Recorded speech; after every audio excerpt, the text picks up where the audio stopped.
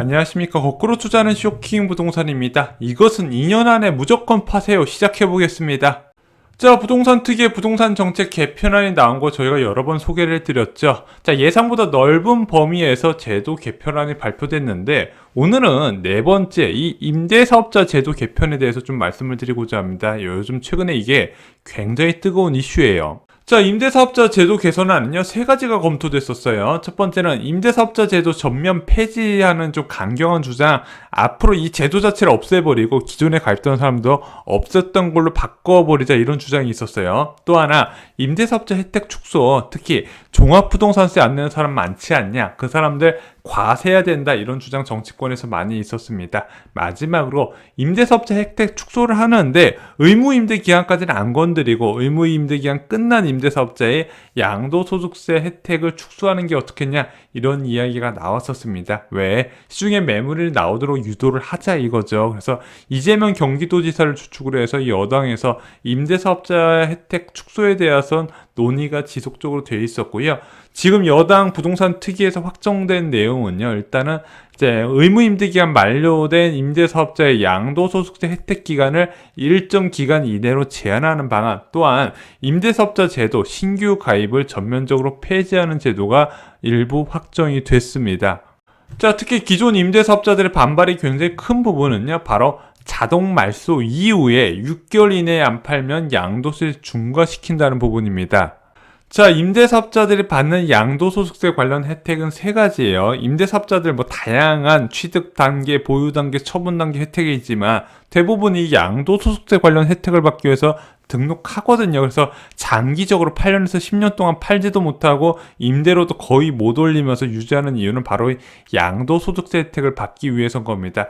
혜택 세 가지가 어떻게 있냐? 첫 번째, 본인 거주주택 비과세 혜택이 있어요. 임대주택 외 임대사업자가 거주하는 1주택자는 비과세 혜택을 준다는 겁니다. 자, 그래서 많은 다주택자들이 이 제도를 이용해서 주택 수를 줄이는 전략으로 이것을 많이 활용한 게 바로 이 본인 거주 주택 비과세 혜택입니다. 자, 단기 등록자가 많은 이유가 바로 여기 있다 보시면 될 것 같아요. 자, 그리고 또 하나가 양도소득세 중과 배제입니다. 2018년 9월 13일 이전에 취득한 주택만 해당이 되는데 지금 양도소득세 중과받으면은 6월 1일부터는 기존의 기본세율 플러스 30%포인트 더 중과를 받는데 그것을 배제시켜준다는 거죠. 마지막으로 임대사업자 장기보유 특별공제 혜택이 있습니다. 8년 등록하면 50%, 10년 등록하면 70%인데 작년 7.10 대책 이후에 8년 이후에 아파트 임대사업자는 자동 말소가 되기 때문에 50%밖에 못 받아요. 이걸로도 되게 굉장히 큰 반발이 있었죠. 그런데 이번에 확정된 거는 양도소득세 중과 배제 기간을 6개월만 한시적으로 적용을 한다는 겁니다. 자동 말소 이후에 6개월 이내에 매도해야 되니까 시중에 매물이 크게 늘어나는 효과는 있을 거예요. 자, 제 개인적으로 생각해 봤을 때는 아파트는 그렇게 상관은 없을 것 같아요. 왜? 황금성이 좋으니까. 그래서 장기로 보유하기를 희망하는 아파트 보유자들이 장기 보유가 어렵게 되니까 반발할 수 있는데 일단 황금성 부분에서 아파트는 크게 문제가 안 될 거라고 봐요. 그런데 이 제도 개편으로 가장 크게 타격을 받는 사람들은 따로 있다는 겁니다. 누구냐면요, 시세 차익이 많이 나면서 황금성이 떨어지는 상품이 있어요. 자, 빌라가 그럴까요?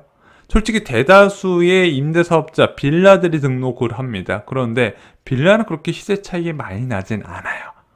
문제는 투룸 이상의 주거용 오피스텔은요, 시세 차익이 굉장히 많이 났어요. 그런데 황금성은 떨어진다는 단점이 있는데 이 황금성이 앞으로 더 떨어질 거예요. 그런데 이번 제도 개편으로 기존 오피스텔 보유자뿐만 아니라 신규 분양하는 사업장까지 전반적인 타격을 받을 거거든요. 그래서 오피스텔 부동산 시장은 이번에 제도 개편에 가장 큰 충격을 받을 겁니다. 자, 예를 들어 보겠습니다. 송파파크 하비오 프루지오 송파대로 가시다가 아마 이렇게 생긴 오피스텔 보셨을 겁니다.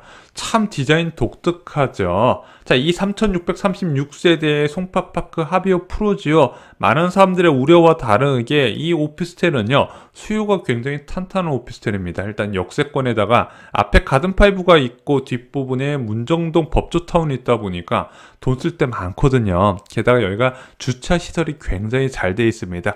오피스에 투자하려면 꼭 잊지 마세요. 주차 시설 확인은 꼭 필수적입니다. 자주식으로 넉넉하게 공급이 되어야 돼요. 자, 그러면은 어느 정도 최악은 피할 수 있다. 그것이 제 생각입니다. 자, 이 송파파크의 하비오 프로지오 같은 경우는요, 렌트홈에 672호가 등록이 되어 있습니다. 18.4%가 임대사업자 매물이에요. 자, 그런데 이 송파파크 하비오 투룸 오피스텔 매매 가격은 크게 상승을 했습니다. 전용 40제곱미터 초과하는 임대사업자 매물은 388세대나 되거든요. 근데 여기가 시세가 얼마나 올랐나?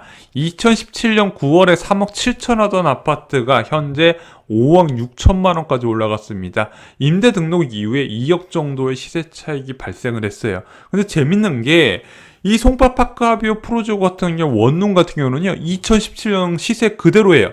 큰 변화가 없습니다. 지금도 시세 2억 500만 원짜리가 있어요. 2017년에도 2억 1000만 원인데 거의 차이가 없잖아요. 근데 투룸은요 2억 가까운 시세 차익이 났다는 겁니다. 자, 왜 투룸 이상의 오피스텔 가격이 급등했을까요? 간단합니다. 자, 오피스텔이나 빌라는 어떤 것이 시세 차익을 결정한다 말씀드렸죠? 아파트 전세 가격을 먹고 산다 말씀드렸습니다. 자, 송파파크 하비오 프로지오의 전세 가격이 치솟은 거예요. 2016년 초반에는 2억 정도 수준이었던 전세 가격이요 4억 가까이 올라간 겁니다. 얘가 왜 올라갔을까요?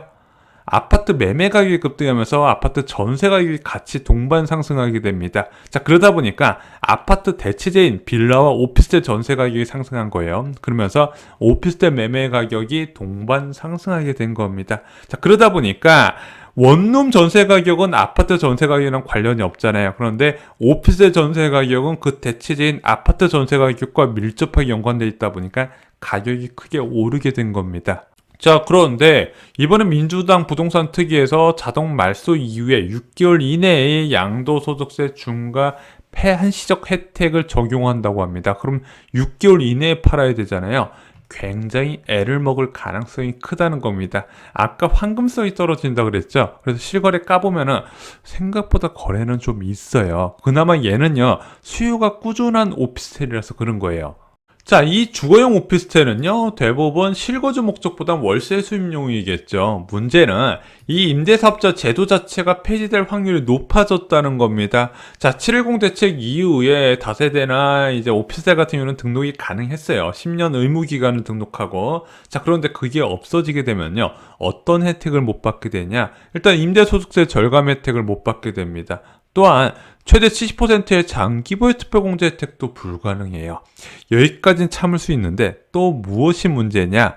본인 거주주택 비과세 혜택을 못 받게 되는 겁니다. 내가 임대소득 받으려다가 내 집이 처치곤란하게 돼버린 거예요. 게다가 종부세에서도 이제 중과를 적용받을 수밖에 없겠죠. 왜? 현황을 주택으로 사용하게 되면 주택으로 인정받아 버린다니까. 한마디로 내 오피스텔을 사줄 매수자가 줄어들 수밖에 없다는 겁니다. 그나마 있었던 투룸 오피스텔 수요도 크게 줄어든다는 거죠. 즉, 시장에 공급은 크게 늘어나요. 나는 무조건 팔아야 되는 사람들은 크게 늘어나고 있습니다. 그런데 수요는 급감을 한다는 거예요. 게다가 앞으로 전세 시장까지 불안해지면 어떻게 될 것인가? 아까 말씀드렸죠. 투룸 오피스텔이 원룸과 다른 가격 흐름이 나타났다는 것은 결국에는 아파트 전세 시장 불안에서 일어난 것이다. 그러면 아파트 전세 시장은 언제 회복되고 언제 분위기가 바뀌나요? 금리와 공급을 보라고 말씀드렸죠. 자, 공급적인 측면에서는 2025년부터 과도할 정도로 적어도 한 10년 가까이 늘어나게 됩니다. 그런데 이거는 경기도 지역 부분이고요. 서울 지역은 2023년 하반기부터 크게 늘어난다는 거예요. 자, 게다가 금리 인상, 연내 금리 인상이 지금 유력해지고 있어요. 그리고 내년에도 적지 않은 수준으로 금리를 올리게 될 겁니다. 자, 입주 물량이 늘어나는데 금리까지 올라가게 된다. 역전세란을 부른다 말씀드렸죠. 자, 그런데 이 역전세란이 일어날 때 하루아침에 강남에 있는 신축 전세 가격이 폭락할까요? 아파트 전세보다 더 먼저 영향을 받는 것이 바로 오피스텔이라고 말씀드렸습니다. 자, 전세값 하락은요, 아까 같은 주거용 오피스텔의 가장 쥐약이나 다름없다. 그런데 이 두 가지 요소가 오는 상황에서도 공급이 크게 늘어나는 제도 개편이 일어난다는 부분이죠. 자, 최근 급증한 고가 주거용 오피스텔 분양 시장도 크게 타격을 받을 겁니다. 자, 요즘 분양 커뮤니티에 오피스텔 가격 보고 욕 많이 하시는 분들 많아요. 왜? 투룸 오피스텔의 뭐 분양가가 10억 뭐 이런 식으로 많이 나오고 있잖아요. 자, 그런데 이번 제도 개편으로 그동안 남아있던 오피스텔의 장점이 사라지게 된다는 겁니다. 자, 그동안 왜 다주택자가 오피스텔 비쌈에도 불구하고 청약을 받았을까요? 일단은 취득세 중과를 피할 수가 있어요. 왜? 오피스텔 분양받는 사람은 이것을 주거용으로 사용할지 사업용으로 사용할지 알 수가 없으니까 일단은 그냥 오피스텔 기존의 오피스텔 취득세율 4.6%를 적용을 하고 있었습니다. 자, 그러다 보니까 기존의 주택 보유자도 추가로 오피스텔을 매수하는 게 가능했고, 또한 아까 말씀드렸던 양도세 최대 70% 절감 방법이 있었으니까 시세 차익이 난다면 그것을 대부분 가져올 수 있는 방법이 있었어요. 그래서 취득세 중과 피할 수 있고 양도세 중과도 피할 수 있다 보니까 오피스텔 분양 가격이 끝도 없이 올라가도 수요가 좀 있었던 겁니다. 그런데 이 양도세 70% 절감 방법이 사라지면 살 사람이 크게 줄어든다는 거죠. 그래서 최근 신축 오피스텔 보면은 대부분 임대사업자 등록한다 보시면 될 것 같은데, 임대사업자의 보호막이 없어지면은 오피스텔 분양 시장부터 타격을 받는다는 겁니다. 자, 여러분 꼭 기억하세요. 투룸 이상 오피스텔은요, 2년 안에 무조건 파시기 바랍니다. 자, 이번에 민주당에서 또 다른 제도 개편안을 내놓은 것이 자진말소 제도의 개편이었어요. 원래는 의무 임대 기간 2분의 1 충족하고 난 상태에서 세입자의 동의를 받거나 세입자가 없으면 자진말소가 가능했거든요. 자, 그런데 2분의 1 안 채워도요, 세입자의 동의만 받으면 자진말소하고 세제 혜택도 제공하는 것으로 바뀌었습니다. 자, 세입자가 동의를 해주거나 또는 나간다 그러면 아이고 감사합니다 하고 얼른 말소하고 파시는 게 투룸 이상의 오피스텔은 지금이 가장 비싸게 받을 수 있는 혜택이다, 이렇게 말씀을 드립니다. 이상으로 쇼킹 부동산 마칩니다. 좋아요, 구독, 공유 꼭 부탁드립니다. 감사합니다.